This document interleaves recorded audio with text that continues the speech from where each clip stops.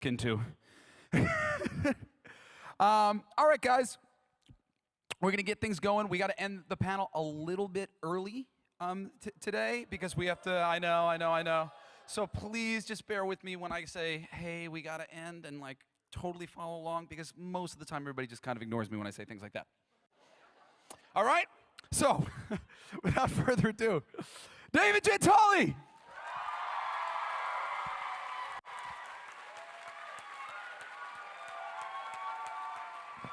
We can do more. He wants more. More. Give him more. Everybody. More. That's great. Look at you. Where would you like to sit? You're looking at it right here. All Hey, right. everybody. I'm going to sit next to you. It's very nice of those of you who stood up. Those of you who didn't, well, you don't got to ask any questions. Do you need a water, sir? No, I create my own. Oh, wonderful. Wonderful. So Grimm is awesome. Dude. Man, it's keeping me employed. Yeah. I'm very pleased about that. It's funny though, when I looked you up, I mean, one, holy crow, you have a really nice collection of guest star shows. Like, I was just like, wow, he does all these really, really awesome shows, and it took a minute for you to get, Grimm going and now be the star that you are. Yeah, I've had various roles, including one where I had a French kiss another man in Grey's Anatomy. It's called Paying Your Dues. Oh my goodness. It's called Paying Your Dues. So you When I want to be saw an the- actor. When I saw Grey's Anatomy, I was like, I watched Grey's Anatomy with my wife. I don't remember. Now the kissing. Yeah, I remember now. So, I found really funny. You had a very kind of odd entrance, your first, entrance into entertainment. Yes. Road Rules. Road Rules. And then the Road Rules Real World Challenge. Yes, instant. Who was watching? And when he showed up on Grimm, was like, Road Rules guy! Did anybody recognize me from Road Rules? Yeah. We had a few hands up. I thought that must have been a weird experience. Dude, it's Puck. He's in the show. That would be such a weird thing. Puck. So I was in college in Indiana University, and I had no understanding that, I had no tie into the entertainment business at all. And I was having a drink with a girlfriend back then, way long ago. And they were interviewing people for the Real World of Road Rules. So they interviewed us, and I'm like, suddenly I'm going to the South Pacific for 3 months when I was 21 years old. And that's when you knew you wanted to be an actor. That's when I wanted to become an actor. Now, you've got your bachelor's in finances. Yeah. So when the Grimm money started coming in, we were like, I know what to do with this. This is what I went to school for. Yeah, a lot of my castmates started buying, multiple cars. Yeah. And I'm like, I just need Mutual funds. I still drive my old Mazda 3 that has a dent in the front. Do you want to Yeah. give anybody, the audience, some financial advice? God, do you really want that from a little actor boy? Yeah, no, it actually did kind of come in handy in a lot of ways. I didn't blow it, on horrible ideas. Yeah, no, when I saw that, I went, that would have been a good idea for me to have done, but I took Yeah, but I think I when might I have was in dropped out, yeah. When I was in finance, I had to take so much Ritalin just to survive the day that I knew this was an unsustainable career path for me. Some people loved it, I couldn't handle it. So I became a little dandy boy actor. Now, I read that you adopted an elephant. I did. I have an elephant son. At your house? No, Okay. man.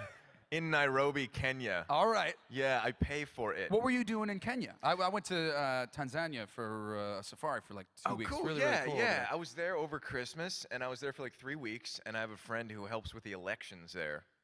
So I was visiting him, and I'm such an animal rights guy.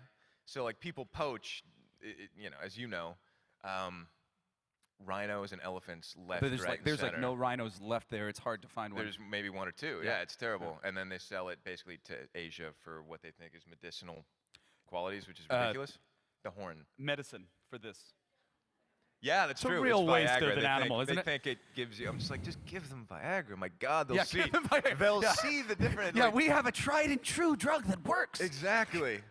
But so there are a lot of orphaned elephants, so I adopted one, so it can get kind of cared for. Yeah. His name is like Haiku. Haiku? Yes. Yeah, it's like so many vowels. I didn't name it.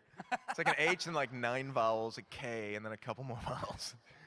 But I get pictures of it, like peeking out from behind a tree, like it knows.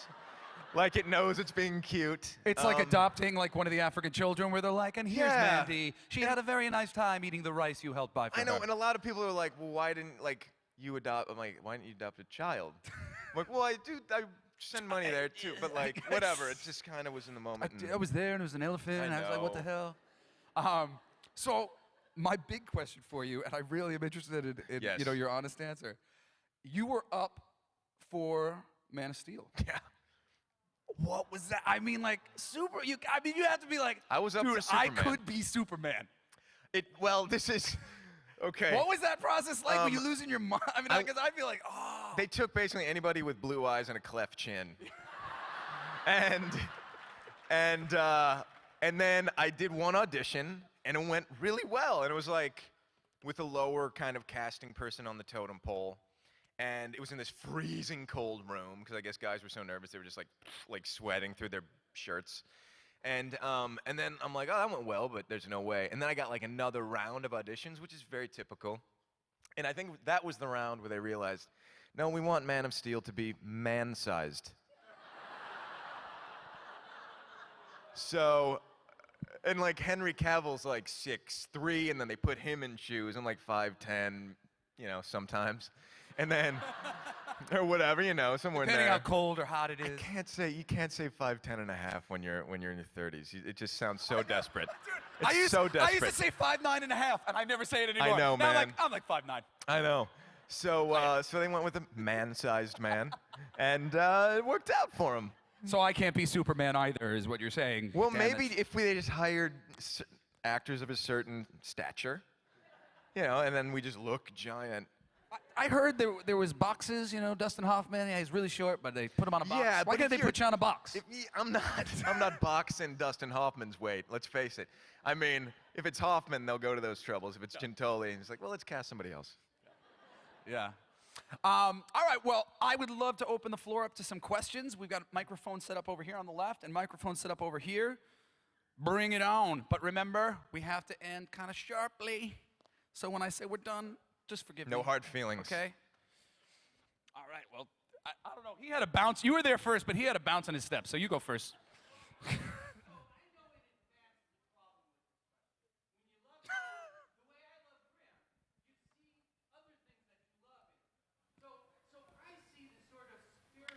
Undercurrent in the show. One of the early episodes, Monroe, love Monroe. Who doesn't? Love He's fantastic. the bromance. It's so awesome. But the man and his dog, you know. But That's very true. Honestly, that's very true. so there seems to me this sort of spiritual undercurrent in Grimm. In one of the early episodes, Monroe says he's talking about some really bad Vesson, and Monroe says they go to a different church, and then Nick says, "You go to church?" And he You guys go says, to church? "Sure, don't you?" So I'm just wondering if you see that, or if you say, "Well, that's just nonsense." Next question, please.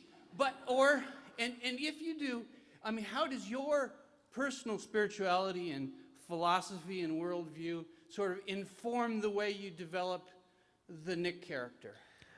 Now we know why I he like had a the way bounce you on his look, step. sir. And I actually like your question. I mean, I see it, to be totally honest.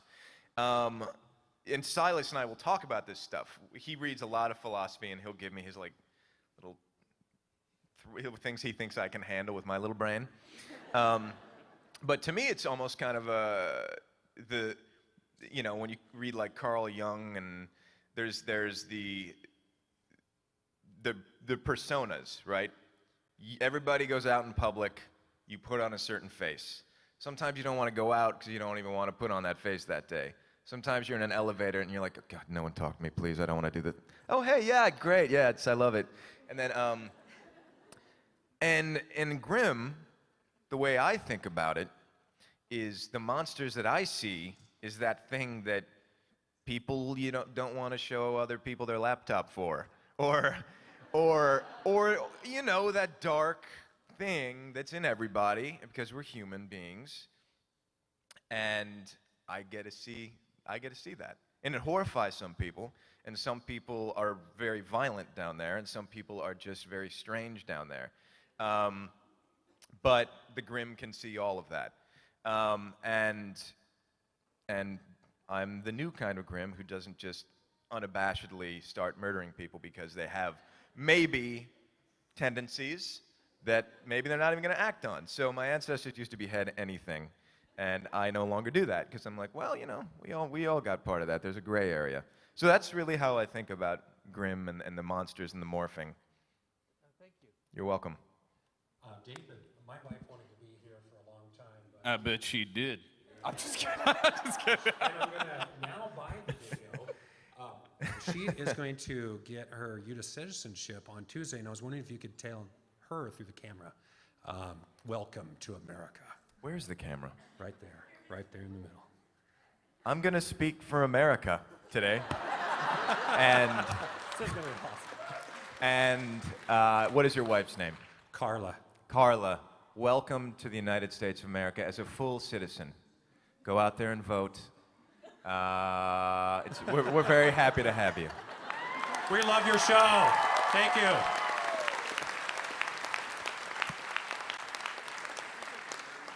All right, I kind of wanted to go off script from what you've done in your past in roles and wanted to ask you, in the history of movie and TV shows, if you could choose any one, what would you choose that you would have been part of? Oh boy. History of TV, I just can't, okay. What's your favorite? I'm gonna say one of my favorites. History, oh my Lord. I'm gonna wake up tonight and hate my answer that I did. Oh my God. Okay, one of my favorite movies that I just discovered for the first time, and so many of you guys will not know this, and some of you will. It's called With Nail and I. One whistle, that's it. It's a 1987 60s cult British comedy that I recommend everybody see. And I love the comedy. I love British comedy. I love the British Office. That would have been cool just to be able to walk through the background of that. Boy, I don't know what else to say. I'm so nervous now. Thank you for doing that to me. Okay, so what does O for B stand for? Do you know? O for B? Yeah, for the signs that they have for Grimm. Oh, O for B. Yeah. Well, the jig is now up. Okay, so when we started shooting Grimm in Portland, Oregon, to help the crew and the actors find where we're going, because we're not that acquainted with a lot of the parts of town, we would have Grimm, these yellow signs that said Grimm on them, and they would point you to set. What a great souvenir if you're driving to work one day. So, no one would ever get to set on time, because there were no directions left. So now they renamed these yellow signs. Our production company is called Open for Business, so it's O for B Productions. Arguably an even better souvenir. Yeah. With a story. Start collecting them. Yes, indeed. The show may never come out, but So that's what it is. That's what it is. No one wants those signs. Thank you. So I just have a quick question. Yes. What are you most looking forward to about this upcoming season of Grimm? Do you know what's really fun? I'm just gonna be sincere in an answer. Everybody kind of knows right now about the Grimm situation, except for Sergeant Wu, which is still funny. And Bitsy, who plays Juliet, really, you know, her character was in the dark for so long, and it probably wasn't that fun to play that character. And now she gets to kind of come along on all the crazy fiascos, which is really fun. But I, of course, am a zombie in at least the beginning of the season. And I don't, you know, when you're a zombie, you don't talk. So I didn't have to memorize any lines.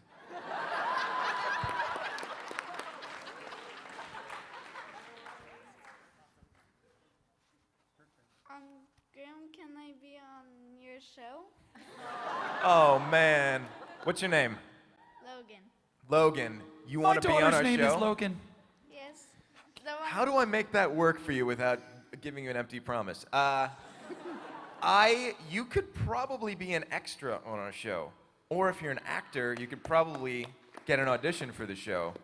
But I would have to get your name, and I'd have to give it to somebody, and I can't guarantee it, but I could really put in a good word for you, and they listen to me. So I would happily do that for you. A kind offer. Yeah, man. Because the character I want to be is a Raven character. Well, now we're getting this is the beggar-chooser scenario. Well, that'll be very specific. But, you know, I can try to get you in the background somewhere. And if you come dressed as a raven, they might be like, well, this kid clearly wants to be a raven. Or a Halloween episode where they need kid trick-or-treaters. And I think we're going to film one of those kind of soon. But we'll try to figure something out. You are very good at giving hope. Well, I want to, like, make it work, but I can't guarantee it. Yeah. Fair enough. I guess we'll But you try to have get gumption. the name. You get gumption enough to ask the lead of the show, so that's smart. That's only going to serve you in life. Hi. I have like 2 quick questions. The first one is, if you were in a dark alley, which Vesson would you least want to meet?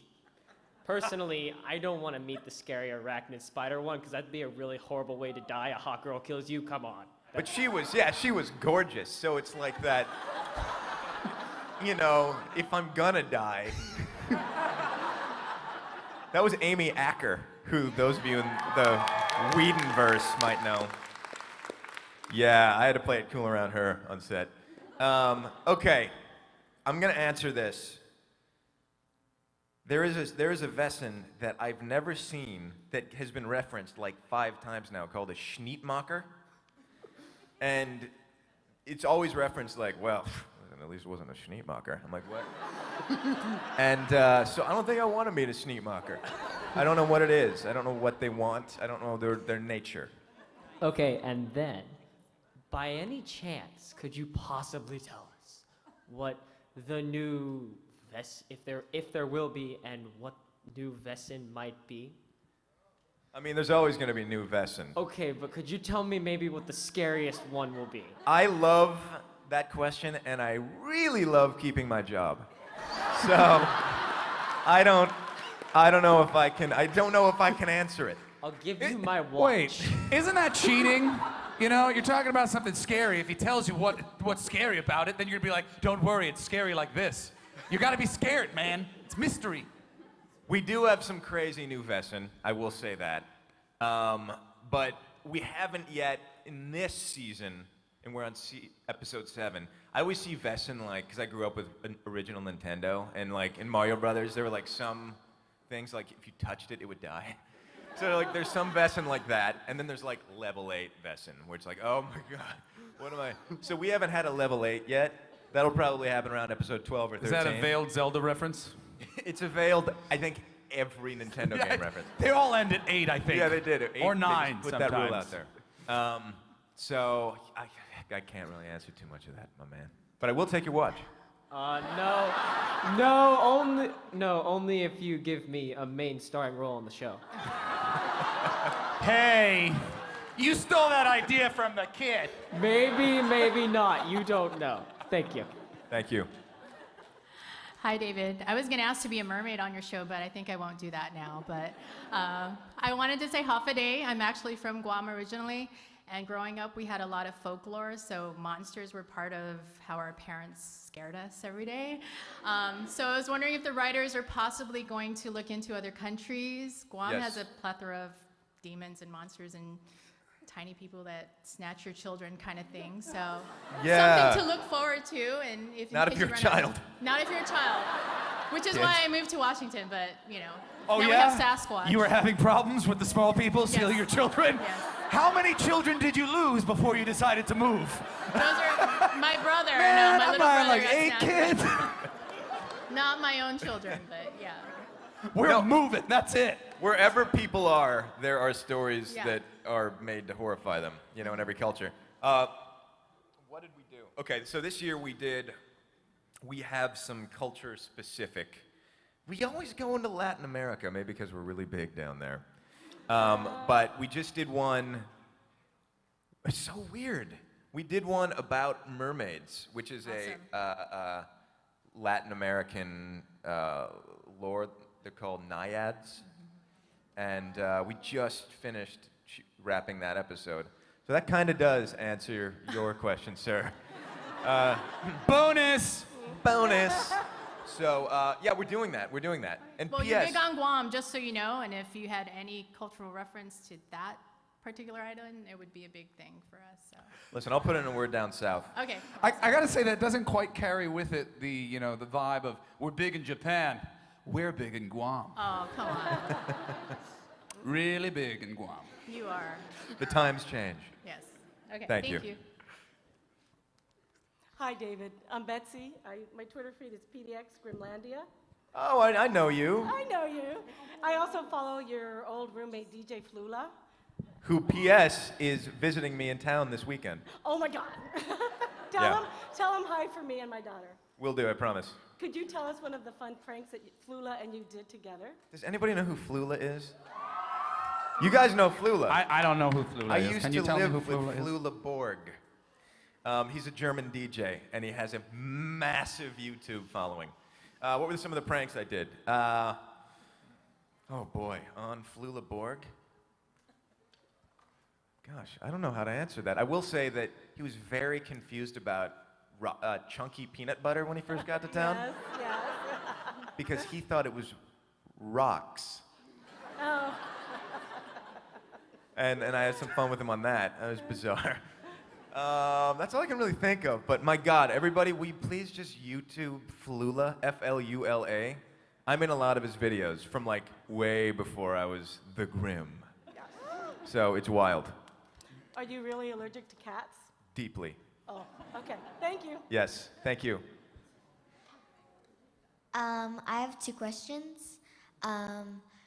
Well, you get tackled by a lot of, monsters and stuff. Yes, do you I ever do. have nightmares? I don't have nightmares about the monster tackling me. I more have like nightmares about like the work day. It's like, this is gonna be 14 hours today, isn't it? Oh. No, I don't have like monster nightmares.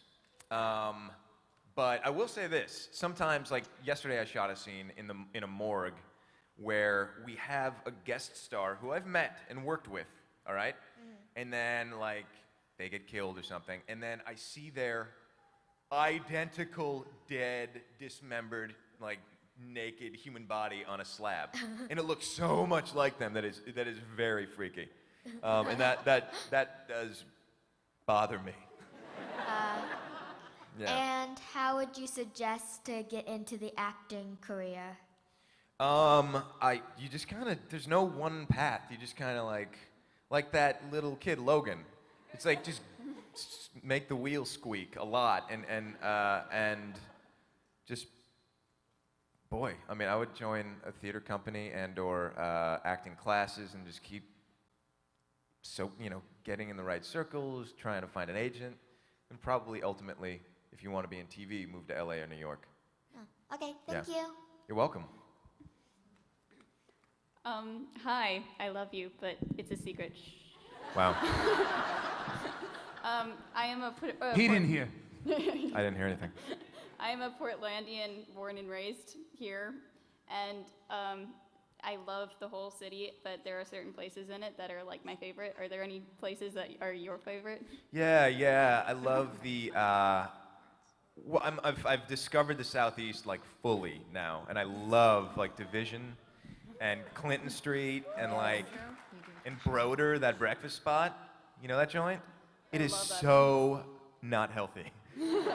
It is horribly bad for you, but it's so good. I love like the Ace Hotel because there's like little secret rooms where you can go read, and there's a drawer in the Ace Hotel where everybody writes secrets and puts them in these drawers. So that you open a little drawer, it's like a card catalog drawer, and there's just stacks of things like the deepest, darkest Vesony secrets that people have. You just like read through them. You're just like, oh, the humanity. Thank you. You're welcome. Hi. Oh, Hi. a dual question. That's right. Yeah, there's two of us. I'm Kara. And I'm Anna. And we're actually with the Grimm PDX podcast. Cool. Hey. And we had some questions on Nick's duality when it comes to Grimm versus cop. Yeah. Apropos duality question. We actually have been talking a lot about it in our podcast because it's so interesting how Nick's job is to uphold the law, and yet he goes around throwing bodies in the river. And so, seems, slightly dualistic. So we were wondering if in season 3, if we're going to see more of the struggle between law-abiding Nick and Grimm killing people at random Nick. Oh, right off the bat, you will. I mean, Oh, awesome. can I tease this? Well, You know you want to. zombies do very, very bad things, and they don't know they're doing it. You know? That's all I can say. Okay. But also, I do think, like right off the bat, there's a major problem with that. I love the way you phrase that problem. Yeah. And seriously, if you would ever want to be on our show, we'd love to have you. Absolutely. I have a weird schedule, but if you wanted to phone it, I'll do it. Yeah. Totally. We can do that. Did you guys do it as a duo to highlight the fact that you were talking about duality, or is that just subtext? They knew they were dealing with a very simple mind in David Giuntoli. Like, we need to show him two humans to understand. Duality. Yeah. It's just, I get it. We were just using I actually props. have a feed that goes in my ear, and then people give me definitions of words. Hi, I'm going to be really quick. I'm from Portland, and I watch your interviews all the time, and you're always talking about how great Portland is, and you give us a lot of positive feedback. So I made you a card, and I just You are want to, very sweet. I just want to run up and give you a card. You're as sweet as your hair is pink. Thank you. Thank you so much. I haven't read the card yet, so maybe that was a preemptive hug. I don't know. Thank you. That was a short one. Hey. Hello. Hello. She's doing a report for high school. Is that true? Yes. Yeah. She's Nice. been here all day. Oh, sweet. I'm sorry that you've had to deal with me all day. No, actually, you're quite funny. So, what was your favorite episode and scene in Grimm, and why? Oh. Favorite episode, Grimm. I think there was an episode, what was it called? I don't know. It was episode, I think, 13 of the first season where we had this guest star named Titus Welliver on, and he played like this.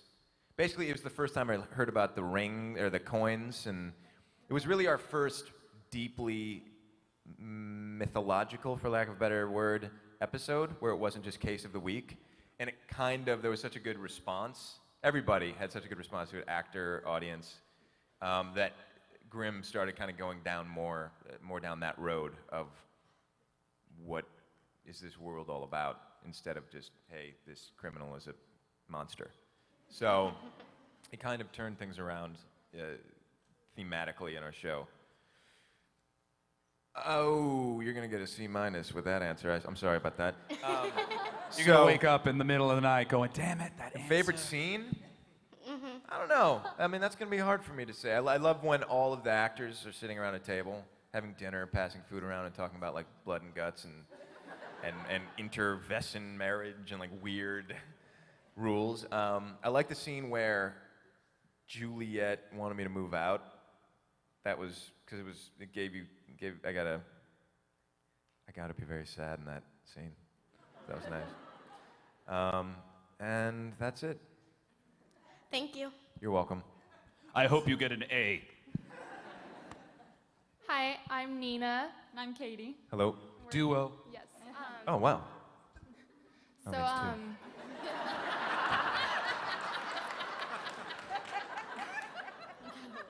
You answered what your favorite place in Portland is. What's your least favorite thing in Portland? Because there's some, quirks here and there. You have just set me up. Quirks. I like how quirks has that pejorative. That was a okay, rude question. My least favorite part of Portland? Oh boy, gosh. Why are you doing this to me? Okay. This is, I was walking by a gentleman the other day who maybe was homeless, maybe wasn't. Homelessness isn't my least favorite part. Though in his particular case, I could tell he was coming down from something that was real rough ride for him. And I can't say the words he said to me. He's like, "Hey, pal, can I get $1, huh?" I'm like, "Oh God, this is gonna be bad." I'm like, "No, man, sorry." And he's just threatened my life, and it was crazy. So that, coming down from heavy drugs is probably my least favorite part. Occasionally, crazy people coming up to you, coming But then down from again- crazy drugs is my least favorite part. But then again, yesterday I was on my bike, and I was like walking it up the Burnside, from the street to the Burnside Bridge. I had to walk it upstairs, and there was another guy who's like clearly like somewhere else, right? And he was like, I'm like, "Oh God, we're gonna have," he was sitting on the stairs, I was coming up, he looks up, and he like pulled it together for me. He's like, "Oh man, sorry man." He let me through. So like, sometimes it's nice when they're coming down, So I don't know. And we're really big fans. Can we have a hug too? Yeah, it's just something we're doing. Yeah, go for it. Hug. All right, I'm gonna have to put a kibosh Hello, on all hugs. future hugs. Hugs. Because it's just gonna be a whole, everybody would love a hug, but not everybody can have a hug. Not right now. Thank you. All right, you slipped it in there. Usually I call kibosh on the hug as soon as the first hug has been made, but it was cute, so I kept it going. Hi, I'm Chris. Hi, Chris. So I was wondering, have you been approached to do an episode of Portlandia? Yeah, I have been. You have, great. Yeah. Are you doing a parody of yourself? I don't know like what I'm gonna a do. crazy guy that keeps seeing things. Like somebody's weird neighbor. I don't know what I'm gonna do. Honestly, it's been so hard. It's been like 2 years or at least a year, trying to do it. I don't have a day off work usually. So like we're trying to find the time to do it, and I don't know the character. And I want to be one of those like librarian women.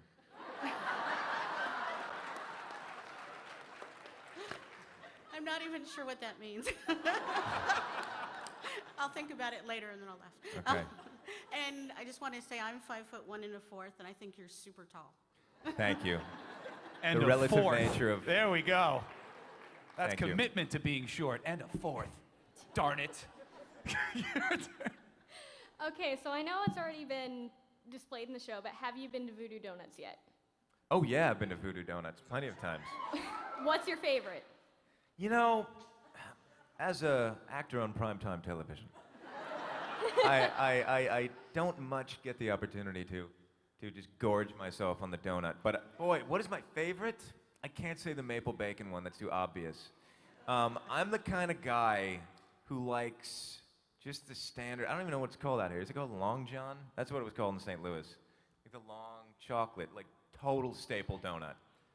Nothing crazy. It wasn't the maple one, it's just chocolate with a thing, yeah. The chocolate bar? I love these. No, it's the donut. It's I'm it's hungry. donut with chocolate on it. When I was 10 years old, I was a hefty boy, and I was at a sleepover at Tim Convey's house, and a bunch of guys were over there, and his grandpa brought donuts over, and he had like all those kind of donuts that I call Long Johns, and I had like 4, and I was like going in for my 5th, and they're like, "Oh, Giuntoli, oh, I'm like, "Oh, I'm eating it as a joke. I'm just kidding, And then I'm like, I'm not really gonna eat it. And so they all left, and I ran down to the basement into a closet and like shoveled it into my mouth in shame. So yeah, I love those donuts. Actually, I'm in the same boat. But another thing is, Do you know if they're looking for any more local actors? Oh, And they're always where looking do I for- sign up? Honestly, that again, like, if you have an agent, and you're not just if you're not talking about being a background actor, then you go through. I know the casting director's name is Lana Viekner, and she casts locally. And yeah, we're always using great local actors and actresses. Okay, cool. And Yeah. I'm not going in for a hug. Handshake. You want a handshake? Yes. Let's do this. Let's do this. Ah, they're beating my sister. Loophole. Next one's gonna be all right. Let's pound it. Lock it up. Can Just we a have a dab. thumb wrestling tournament next Thursday? How'd you know what I was gonna ask for? Great minds. They do think alike. But my question's actually about Juliet when she started regaining her memories and she thought the floor wasn't there. What did you think of that? When I read that in the script, I mean, it was crazy. I mean, it's David Greenwalt and Jim Kauf. They're kind of wild guys and they kind of go weird places. But I think, I was like, is this a metaphor for her mind? Like this abyss? That's what I was thinking. I'm like, does this abyss represent the hole in her memory, kind of? It was crazy. And she had poor Bitsy, she had to act opposite a floor. That looks like a normal floor when you're acting, and later on, they make it an abyss, you know? Well, thank you for answering the question. You're very welcome, sir. Have a nice day. So Nick, what's your favorite Vessin out of all the ones you've encountered on the show? Why the Blutbad, of course. Yeah. And from Nick's beginning, when you barely knew his ancestry, to now when he's kicking butt left and right, what is your favorite part of the character between there on that spectrum? There was one part where he was doing, when like his abilities he had more ability to fight than his brain knew. So there was like a slip in like his physical abilities and what he knew he was capable of. So he was just this dude who suddenly could do like a flip kick. And he was like, what?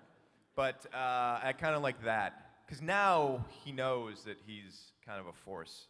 And he's fully aware of that. But before he had no idea. Right. Yeah. Thank you. You're welcome. Thank you. Hi, David. My question for you is, what is your most favorite point of your acting career? Not just Grimm, but in everything. I mean, honestly, getting Grimm, because it would have to be like getting the call that I got Grimm. I got the lead of Grimm. Because if anybody, you're unemployed all of the time as an actor. And you get so close to things. And it takes a year for pilot season to come again. And just to get a pilot is very hard to do. And when you get a pilot, your friends are calling, everybody's calling you, congratulating you. It's a big deal. And then maybe 30% of those actually go to series. So when that happens, it's like, oh my God. And then things are canceled after 1 or 2 episodes. So I don't know the statistics, but like, yeah, getting the phone call that I got the lead of Grimm was probably the top, the highest I've ever felt. I had to like pull over so I didn't maim a crowd of people at Universal. Yeah. All right, cool. Thank you. Thank you. Hello, David. Thank you for coming to Comic-Con. It's a pleasure.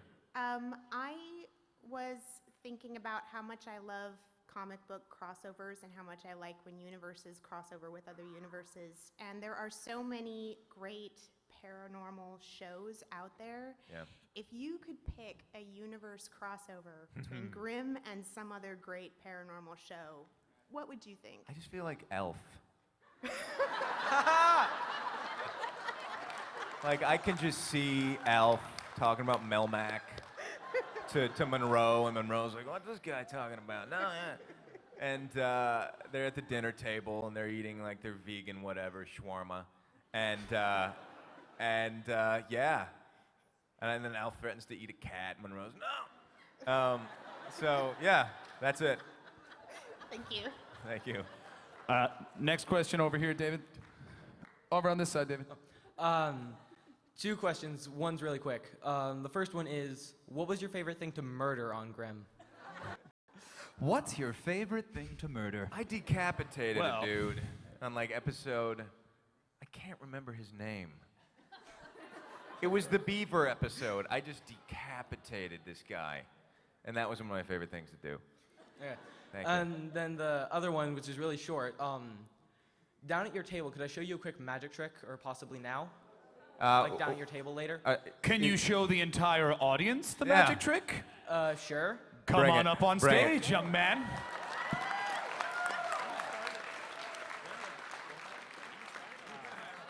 Sir, what is your name? Wolf Morgensteiner, everybody. That is a name. All right, sir. So what I'm going to do is I'm going to quickly drop the deck down like this, okay? Okay. Now, I want you to tell me when to stop whenever you want, okay? Brilliant. Gumption. I can, sir. Gumption. Stop. He's got to take the top card. Got it. Where's the camera? Can you guys see that? Does everybody see that? Don't say it out loud. Yeah, they see it. They see it. It is safe to look. Okay. Wolf, here we go. Oh, wait, do I stick it in there? All right. Okay. He's nervous. It's okay. It's going to work. All right. All right. Will you please hold on to the microphone, sir?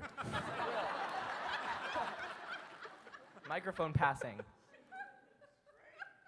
I did not expect that. First magic trick to a famous person. I know a good thing when I see it.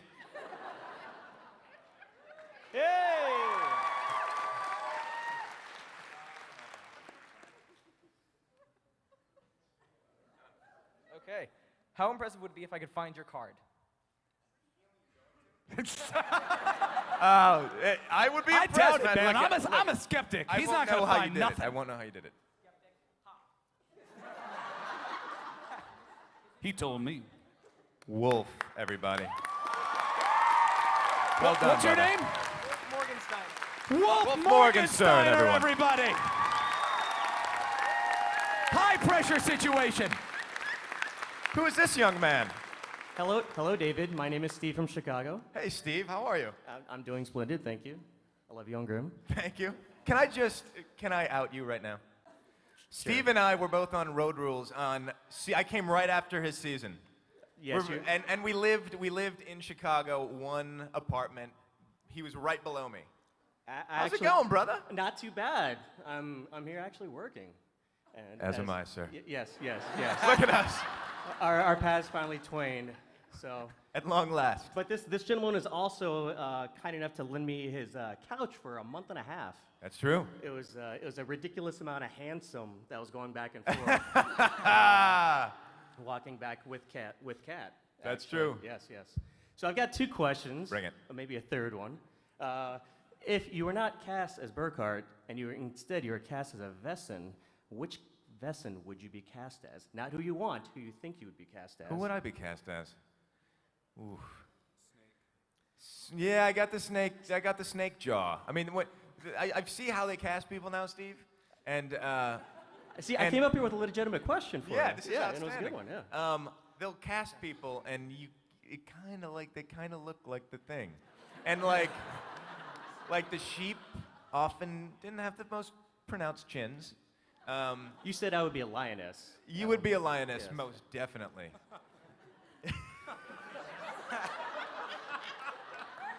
I don't even know. And the second question is, if you were cursed throughout your entire life of using nothing but generic products, whether it's cars, soda, food, Sure. et cetera, except for three things that you could not make do without, what will those three things be? Non-generic products. Saran wrap. The Oreo cookie. And the Snuggie. No imposters, you know. Yes. That's a good one. So we only have 5 minutes left, and like I told you guys, we got a real Absolutely. tight deadline. So let's try to keep it to one question and as fast as we can, just so we can try to get as many people as possible. Go. Hi, I'm Ben, and you're pretty freaking awesome on the show. I so agree. I just wanted to ask, who's your favorite character and why? Ooh, you know who? There's one of my favorite. I've already said Monroe. I like Sergeant Wu is phenomenal. And he really kind of holds the torch for like putting in the work. He'll have one scene, right? And he will do days of homework on it. And I was driving him. He was driving me someplace the other day, and we passed a seminary. He's like, "Oh, that's the." I'm like, "What?" He's like, "Oh, it's embarrassing." I'm like, "What?" He's like, "Well, I say a line later today. This guy was a seminary student." And so I Googled the local seminaries, and I decided that was his seminary. And when he got into it, I'm like, "Well, dude, way to be." You know? So yeah, Sergeant Wu's really and often unsung. All right, thank you. Thank you. Next, lightning round. I don't really have a question, but I just wanted to tell you a little small story. When Grimm first actually came on, I was living in Roanoke, Virginia, but I'm from Portland. And when it first came on, it took me 3 episodes to realize that Grimm was actually being filmed in Portland, in my home city. And I just wanted to say thank you for making that show so wonderful and showing all of the different aspects of Portland, because I love this city. Hey, I have nothing to do with it, but we're very happy to be here. Next. Hi, I was wondering if you would ever prefer fighting or killing a villain on the show who wasn't a Vesson? Well, you know, we've talked about that. I think that if we do that, it's been pitched in the writer's room. But I think that NBC doesn't want to do that until maybe the deeper season. But yeah, we would love that. It would give a little more mystery to the perpetrator aspect of the show. Yeah. Next. You mentioned riding your bicycle and taking up Burnside. Are you an avid cyclist? I don't want to say, I enjoy being on my bicycle. But I do it as much as I can. I'm not an avid cyclist, because there's cyclists out there who do way different things than I do. I just kind of go to work, go to bars. I find it far more invigorating and uplifting than getting into a car. Do you cycle Home from the bars? Do you cycle home from the bars? I do. carefully? I do. It's fun, kids. Have you cycled elsewhere than Portland? And if so, have you found Portland to be a generally good city to cycle in? Oh yeah, are you kidding me? Are you running for some type of government position? No, I am an avid cyclist, but Yeah. I've never experienced anything but Portland. Chicago's really good, though probably more dangerous. I mean, maybe now there's more bike lanes. LA is a nightmare to cycle in. It's like, never try. Just don't try. And I was just in New York, and they just implemented they just brought in the public bike thing, where you can rent a bike for like 10 minutes or a half hour, and that is just crazy cool. But Portland is definitely the safest and the easiest and the most infrastructure for it. 1 minute. Thank you. Hello. I would like to know if you're looking for any places to film Grimm, because my high school is just too freaking creepy. Is that because of any particular teachers? I mean, listen, I don't have anything to do with the locations, but what's your high school name? Madison, it's on 82nd Avenue. Now I know. Apparently it is creepy. They're like, oh yeah, Madison's a creepy one. Don't That's send funny. your kids there. President Madison. There's was little such a creatures that weirdo. steal the babies. Hello. They're from Guam. Sir? I was just wondering if you sort of mentioned this previously, but if you went around and you look at some people on the street and you're just like, oh, that person's that Vesson. I think about that all of the time now. Yeah. I always think about it. Again, like when they cast, they kind of cast so like the face doesn't have to morph all that much. Or at least like they have certain qualities that one would attribute to certain animals that have certain whatever. So I see it a lot. All right, I'm so sorry, guys. We can't get to the Guys, rest of your I'm questions. so, We are so done. sorry. We have to tie it up. But David Giuntoli, everybody. Thank you, everybody. What a great dude. Thank you so much. If I could hug you all.